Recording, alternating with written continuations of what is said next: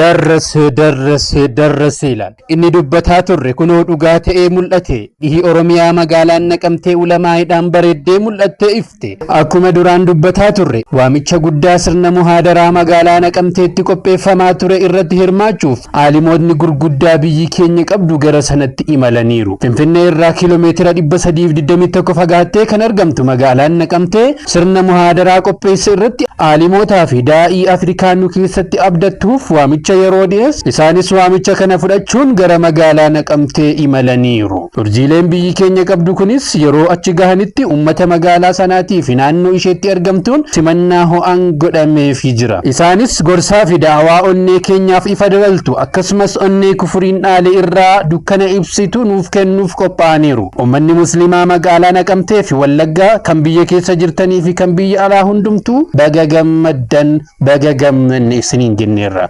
Yeroo tokkummaa ummata musliimoota wallaggaati. Odeeffannoo wayitaawaa akkasii argachuuf mana keenya follow nu godhaa. Qopheessee kan isiniif dhiyeesse an Nasrii Wallaggaati.